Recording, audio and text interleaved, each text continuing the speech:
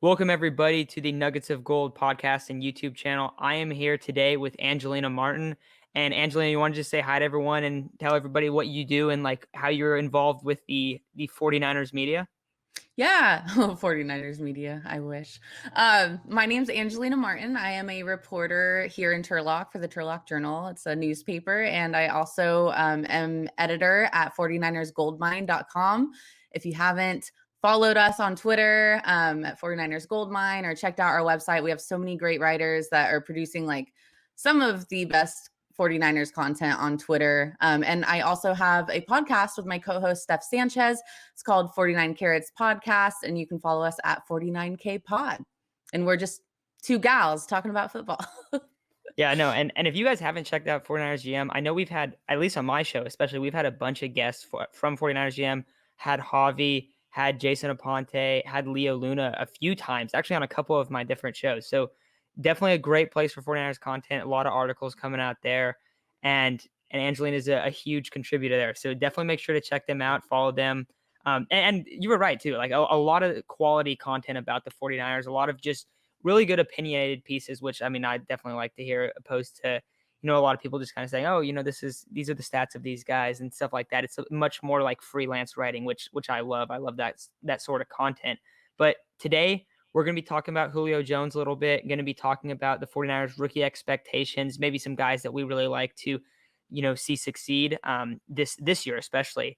And then we're going to finish it off and just kind of talk about Angelina's career and like how she got to the point that she's at now. But let's start it out. Julio Jones, the 49ers, I saw yesterday, and I don't know which site this was. I believe it was CBS Sports that posted it. But they had Julio Jones, his best odds of where he could get traded was to the 49ers at plus 250 odds. And we talked about him one time before on this show.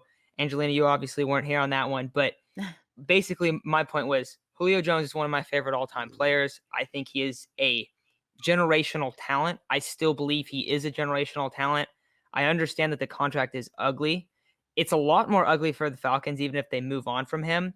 But what Yeah. I've done a little bit of research just on like what his cap hit would be, and I believe it sounds like if the 49ers were to trade for him, they would add $10 million to their cap in 2021. And then the next years, it would kind of depend on if the Falcons are willing to take on additional cap to move on from him. And of course, that would kind of determine on what the cost is for Julio Jones. I know a lot of people expect him to get traded, for a lot of value. I don't know if that's going to be the case. I think a lot of people have kind of overestimated how much a Julio Jones trade would cost. I brought up a hypothetical of just swapping Debo for him, and this was before the draft. And I'm a big Debo Samuel fan as well, so don't think I'm wanting to move on from him, but just in terms of like what it could cost, and I knew that was a potential one, maybe fits the Falcons timeline a little bit better and fits the 49ers if they're trying to have Trey Lance become the starter right away, and just a veteran player there, and also a guy to mentor Brandon Ayuk. But what do you think about a potential move for Julio Jones? I think it's obviously enticing. I mean, a name like Julio Jones is synonymous with, one of the top tier wide receivers in the NFL for the past, however long he's been in the league. I like to talk about the odds because the odds crack me up because we saw the odds for Matt Stafford to come to the 49ers. They were high. We saw the odds for Justin Fields to be drafted by the 49ers. They were pretty high. I mean, I'm pretty sure Mac Jones was higher, wasn't it? So the odds is like, yeah, I mean, they do have some play, but I don't like to look at those as like an end all be all. And there's a lot of upside. I think there's more down. Like the more I thought about it, at first I was like, that would be awesome. But I think just like considering the cap hit, I think the 49ers are eighth ranked in cap space with like 18 point something million. So it wouldn't be like devastating, but when you figure in next season and free agents that the 49ers have to pay, and like they haven't even given Fred Warner a deal yet. So we don't even know what that's going to look like. So it's like a lot of unknowns. And obviously, I'm sure the front office is thinking about all of these things as well. I don't even know if they're considering Julio Jones, despite what people say as them being one of the top contenders for trading for him. And then yeah, what are you going to give up for him? For a guy who he's still putting out like 85 receiving yards a game, but is it worth giving up something that you already have for him with this team that went to the Super Bowl in 2019 and is definitely looking for a playoff push and hopefully another Super Bowl this season. So it's like I love talking these hypotheticals, but it's always that. It's always hypothetical and it's always dependent on so many other things. Like who would you give up and how much money do you have? So I mean, I know that's not a cut and dry answer, but I think I like what you said, that he could be like a mentor and it would be cool, but I just don't know if all of the cards exactly line up for him to come here. No, absolutely. And it'd be something I think it would be really difficult. I brought this up in the last time I kind of talked about Julio potentially ending up in San Francisco. And one of the things I said was, and I believe their cap was still, around like 18. I think it was about 15, 18 million at that time. And one of the things that I thought was, even though like in theory you can make a move for Julio Jones and add on that $10 million in cap, you can't really because hopefully their plan is to extend Fred Warner this offseason. And I would expect that a lot of his initial guarantees will be paid off right away and will be put on this year's cap. And then you also bring in there's a couple other guys on this team like Eric Armstead, for example, who have really backloaded deals where they haven't been making that much money. I don't think the last 2 years he's made that much money, but this next year and then the years after that, it's going to rise a lot. And we don't know if he's going to see that full contract, but you start adding a whole bunch of salary to a team, to an organization that has Fred Warner that's ready to be paid right now, and then Nick Bosa who's also ready to be paid in a couple years after that, and Mhm. then also a Brandon Ayuk, Trey Lance, hopefully a few years down the road. But you kind of start adding up and you go, okay, there's a lot of guys that need to be paid. It would be really difficult. I do think the one way that it could happen, and this is the only way I think it could happen also, is if they moved on from Jimmy Garoppolo. Obviously, there's a ton of things that have to happen for the 49ers to do that. I still expect Jimmy to be the week one starter. And that's not to take anything away from Trey Lance. I have huge expectations for Trey Lance. I love him. He was my quarterback too. Like going through the process. I'm a huge fan of Trey Lance, but they would have to move on from Jimmy Garoppolo, I think. I don't think they want to do that yet. So I would kind of lean with you on I don't think it will happen.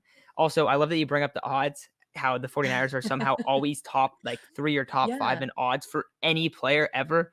I don't know if it's just the big market aspect of it, but apparently people like betting for players to get moved to the 49ers, which is funny.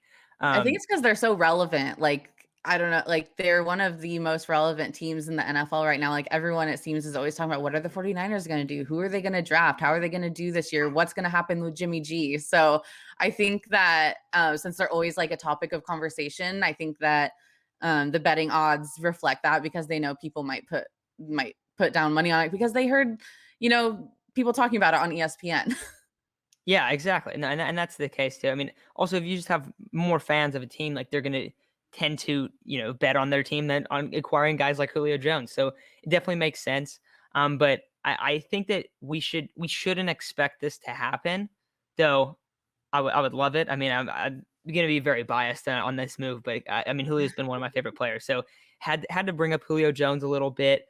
But let's kind of move on to the rookie expectations of this rookie class. We saw the mini camp. We saw Lenore played really well. Trey Lance's motion looks a little bit better. We saw Hufanga. I mean, he made a couple splash plays, I guess, at practice. So there's a lot of polarizing names, but I just want to get your thoughts on Angelina. Who are some of these guys that you think are going to exceed expectations in training camp, in the preseason, and hopefully that carries over into the 2021 regular season? But who are some of these guys that you have in mind? Yeah, well, we already talked about the potential of the 49ers possibly moving on from Jimmy G, whether it's unlikely this year, but I would I'm excited to see what Trey Lance does at camp, not just rookie camp, but like at training camp I think he's going to surprise a lot of people. I think it's going to be a really good competition.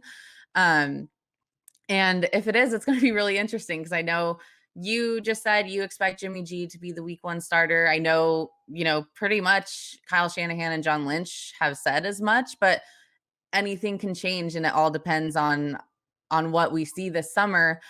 Because if you have a rookie go out there and ball out, like, yeah, you have the insurance of having Jimmy G as starter week 1, but why not give this guy that you traded everything for a chance? You brought him here to play quarterback, so let him play quarterback. And I think that if he does ball out the way I think he's going to ball out, uh, it'll be it'll be a tough competition. I think there's going to be like, I don't want to go on Twitter during training camp, to be honest. Like, there was literally like a picture today of Trey Lance like lined up with first string receivers and everything, and everyone's losing their minds. Like, oh my God, he's practicing with the first string. Like, but Jimmy, it's like, dude, first of all, it's practice, but I'm excited to see what he does at practice and kind of see how that plays out. And then with Trey Sermon, like, there are so many quarterbacks. There are so many running backs on this roster.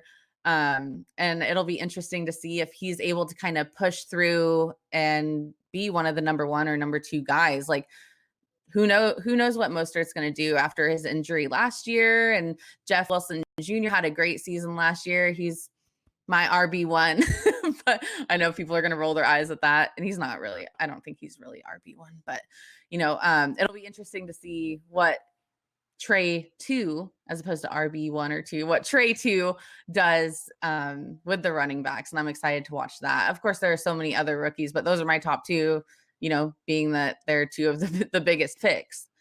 Yeah, and especially at positions where we've seen a lot of guys in Kyle Shanahan systems really flourish. At quarterback, for one, that's definitely a position that's been brought up as, Kyle's able to groom these guys, and especially young quarterbacks. You look back at, I think the most similar guy to Trey Lance, even though I don't think they're very similar as players, is got to be RG3, just because he brings that extra dynamic as a runner. And you look back on a lot of the quarterbacks that Kyle's coached, and it's Matt Ryan, Jimmy Garoppolo, Brian Hoyer, like a lot of these guys that aren't necessarily as great as athletes of Trey Lance. And I think that's what makes this training camp battle so polarizing, is just that you have 2 very different players. You have, the one guy in Jimmy Garoppolo who's dealt with a lot of injuries in his time in San Francisco, but when he's played, not like he's played phenomenal, but they've won consistently. So it's hard to not look at that and go, hey, we win when Jimmy's out there.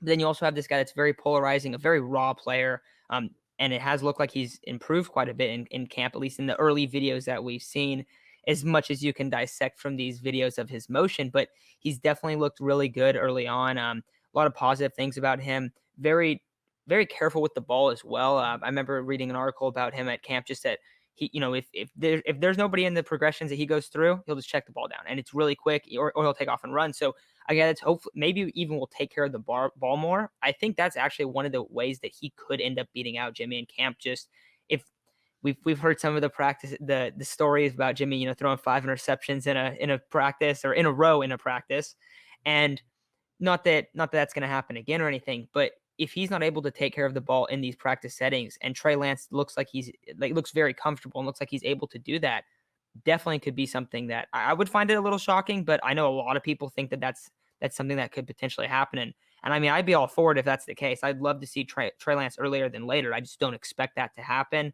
You brought up Trey Sermon in the crowded running back room. You got him and Elijah Mitchell, who are both really talented players, great athletes.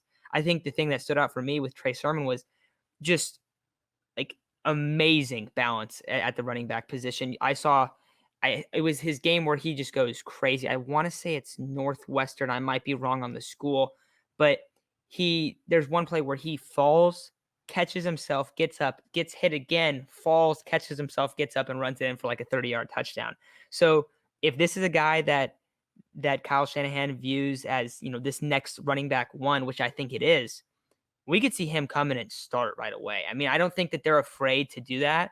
Now, it gets a little bit interesting because you brought up Jeff Wilson, a guy who had 10 touchdowns a year ago, really good player.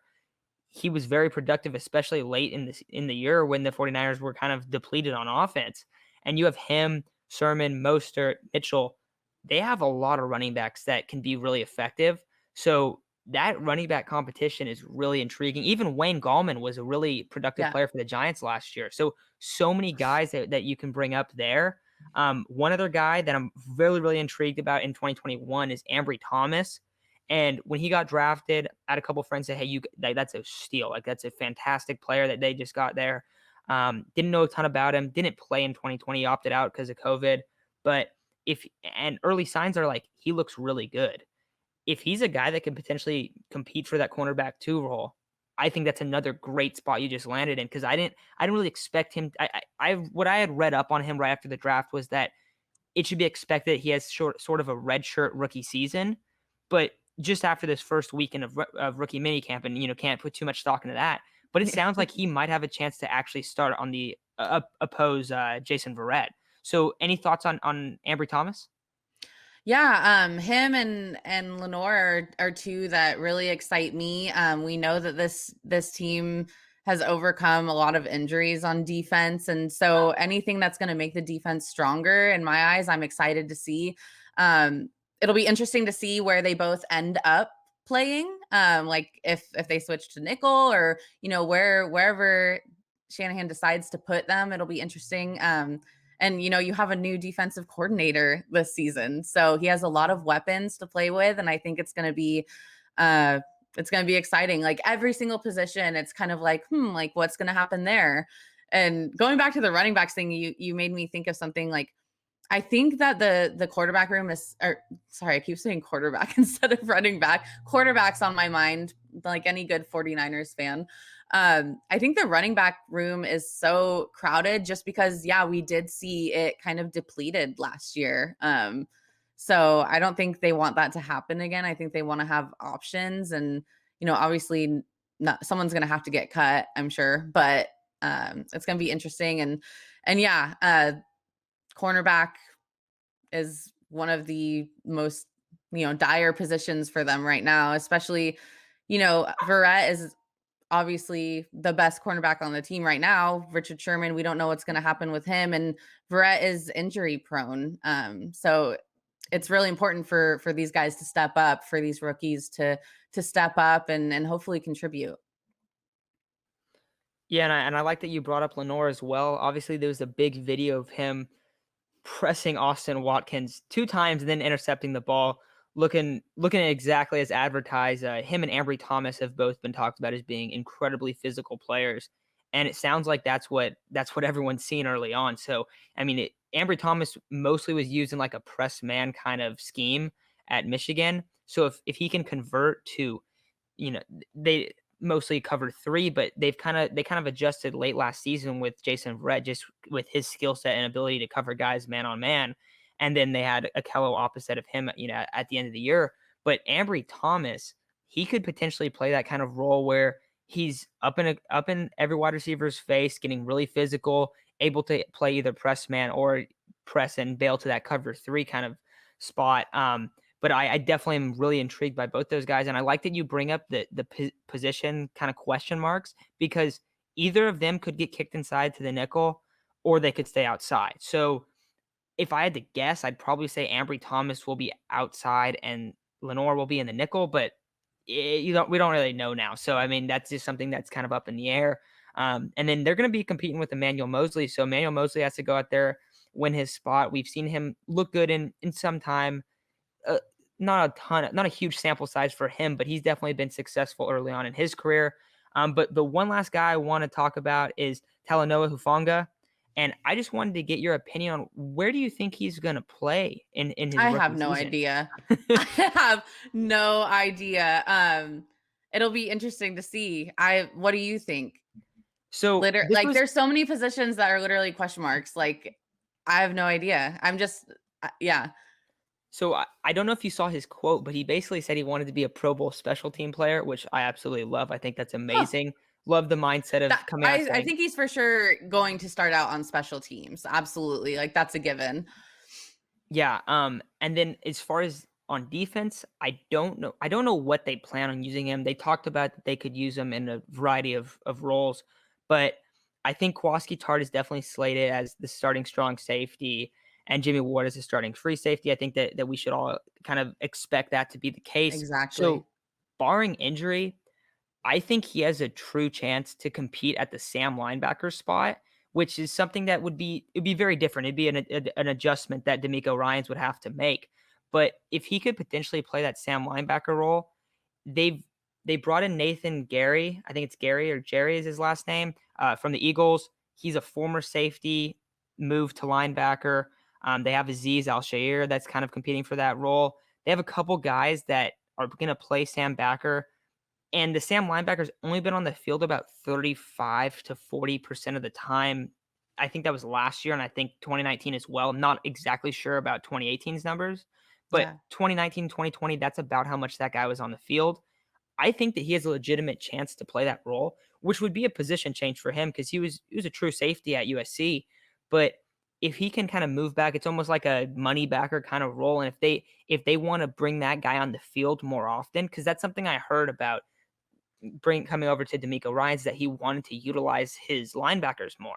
Well, if you have a guy that's a former college safety playing linebacker, that kind of allows you to do that because you can't just go and have Al Shazier at linebacker and then he's guarding Travis Kelsey. Like that's just not going to work. You have to make adjustments and whatnot or bring a nickel in to guard the slot.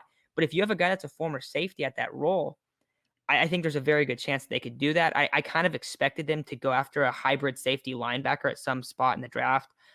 Think I had them mocking a guy named Jameen Sherwood who came from Auburn, and he was like their exclusive money backer guy on passing downs. But I think that there's a chance that that's how they use Hufanga, and don't know if that's what they do early on. But I definitely think that if he's not able to carve out a role in the secondary, that he could move to linebacker, which would be really Yeah. intriguing.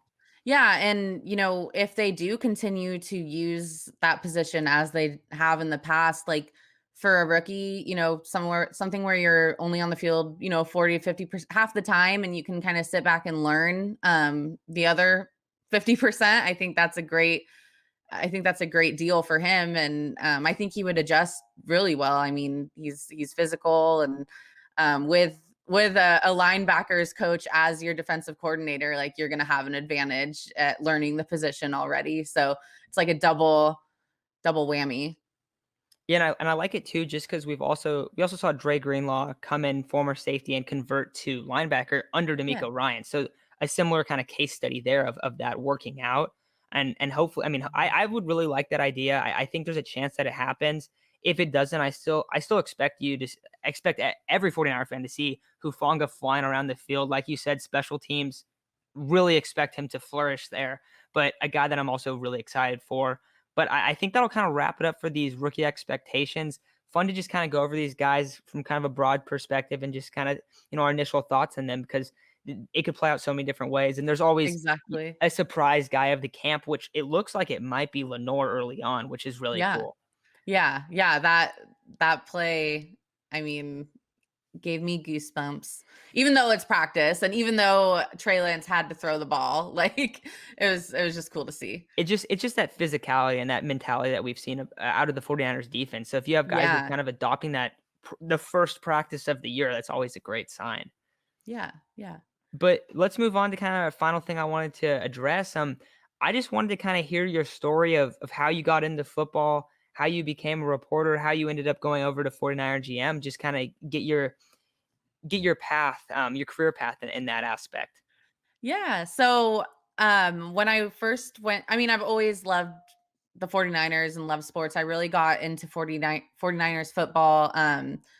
Probably it was around the same year that Alex Smith was drafted, and that's when I really started watching with my grandpa. He was always a huge fan, and I had been more into baseball, huge Giants fan since like 3rd or 4th grade when I started playing baseball. But when I started getting into football, that was around the time. And so going into college, I wanted to be like maybe an English teacher or something. I didn't really know. I just thought like, oh, this will be an easy thing to do probably and like get a job. And then as I went through college, in the back of my mind, I would always think like, well, what do you like really want to do? And that's sports. It's always been sports. That's why I switched my major to communication studies from English.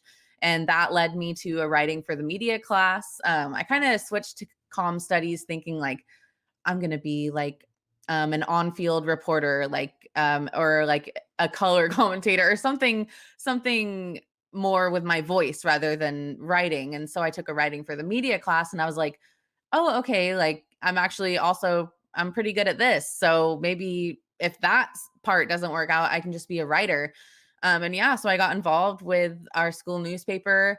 There was already a lot of kids signed up to write about the college sports at Stanislaus State. So I kind of got pushed into the neighborhood beat, which was just writing about Turlock. And so then I was like, oh, like writing about other stuff other than sports is fun too. And so then just went through college working at the paper, eventually became the editor of the newspaper. And then I applied for a job at our newspaper here in town my last semester and I got it. And I was working at the newspaper during my last semester and then still going to school. So I was doing it part time. Then once I graduated, went full time. I've had so many amazing opportunities from the newspaper, like going to Niner games and covering them, being in the press box. I've gone and covered Raider games as well because we have Niner and Raider fans here in Turlock. We have every team fan, but it's mostly Niners and Raiders. And so then that kind of got my blood pumping for sports again. And then, on Twitter, I'm always just live tweeting Giants games, live tweeting 49ers games. And that introduced me to Giants Twitter, to 49ers Twitter. And I made some friends and, it's really a great networking tool. And that's how I met Javi and Leo from 49ers Goldmine. And they invited me to be part of the team, which was insane to me. I was like, why do you guys want me? But they're, they're the best. And then, yeah, I started the podcast. Me and Steph started our podcast and like, it's just been going from there. Honestly, I'm always looking for the next step, but right now it's really cool being part of Goldmine and then through my work at the Journal, like I still have a lot of amazing sports opportunities, like covering Niner games and interviewing players. Like I've interviewed Deebo Samuel, I've asked Richard Sherman questions, and like when I started working at the Journal, I never thought I would be able to do any of that in the role that I have, but I've kind of forged my own role of doing everything. So it's been a lot of opportunities that I got lucky with, but it's also been a lot of me like saying, this is what I want to do. So I'm going to do it, if that makes sense. Oh That no, was the absolutely. longest spiel ever. Oh my gosh. No one cares. No, no, no, it's fine, it's fine. It's really interesting, I think. I mean, so many people have like aspirations to work in sports in some capacity, but it's cool how you just started writing and then it just kind of led you to one thing to another. I gotta ask, what's your coolest experience in either the press box or any like sideline media stuff that you've experienced? I mean, interviewing Deebo Samuel and asking Richard Sherman questions are also very, very awesome. But Yeah. anything particular that really stands out in your experience?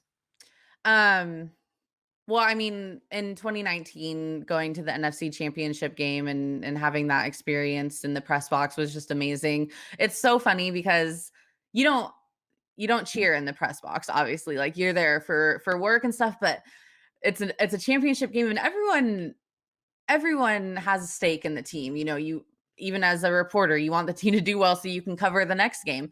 And so it was just a fun experience. Like when a great play would happen, like you just see everyone like clench up because they're trying not to be like yeah, but they're just like oh yeah. And it's like silent like little reactions throughout the place. But my favorite moment, I guess, is probably the one that you mentioned and that I mentioned was asking Richard Sherman a question during a press conference because, yeah, asking Richard Sherman a question. It was their first home game of the season. This was the 2019 season. They were 3-0 for the first time since like 1997 or something. And so I asked him after the game, how much did the fans play into that? And, before the game, he had like posted on Instagram that he wanted everyone to be there and be loud.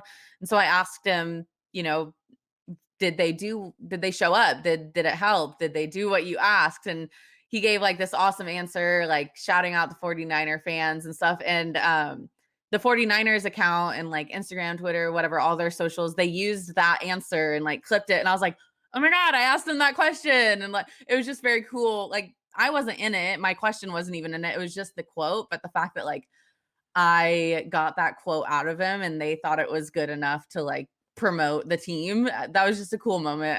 I sent it to everyone. I was like, yeah, I asked that question. Like, did you know? Another cool moment. Oh my gosh, now I'm gonna blank on his name. You might know who I'm talking about. He's the guy. Oh my gosh, he's from Parks and Rec. Oh my gosh, I'm blanking. I'll tweet it after this episode. I'll quote tweet and be like, it was him. But I saw him in the tunnel. Why can't I think of his name? It's fine. Anyway, you see like famous people. Like it's crazy. Like when you're behind the scenes. Like I remember before I covered a Packers game and against the Niners, and like Aaron Rodgers walked past me and I was just like, dude, like they exist, they're real. Like one time in the press box, John Lynch was just up there like chatting it up with people. And so it's like weird going from a fan to like that professional aspect, but there are so many cool moments. You just have to like remember to keep your cool. Yeah, you're just around all of these very, very famous people and superstar athletes and whatnot. But that's super Yes. cool you got to kind of initiate that Richard Sherman comment. And I'm pretty sure I remember like that specific thing. Was that Yeah. At the it end, he wasn't the goes, Niner Bengals. gang. It was one of the it was earlier on in the year when it was kind of like, all right, there's getting some momentum built up and that Yes. Like definitely that was like, I feel like when we were all like, dude, something could happen here. Like it was pretty crazy. yeah, kind of like, is this team for real? Yeah, Yeah, but exactly. that's awesome. I think that's probably gonna do it for this episode. I want to say thanks a lot for coming on. Super fun show. Really cool to hear like your experience as a reporter too, because I think that's a kind of like a viewpoint that not many people have of just being on the sideline in the press box. Anytime you get to go to a game in the press box, that's amazing. So Yeah. really, really cool experiences there, and always fun to talk about Julio and the rookie expectations. Did you want to add something? Yes, it was Adam Scott, Adam the Scott. Okay, actor. okay. Yes. Got it. Got it. Just throwing that out there so no one thinks I'm dumb. But yeah, it was Adam Scott. Good Got it. times. Yeah, thank you so much. This was such a good conversation and it was so much fun talking to you. Yeah, thank you a lot. And anyone listening, make sure to check out Angelina's stuff. Make sure to check out 49ers Gold Mine. And if you like my show as well, make sure to sub to that. But I think that's going to do it for today. And once again, thanks a lot, Angelina. Really fun having you on and talking 49ers football. Thanks. Anytime.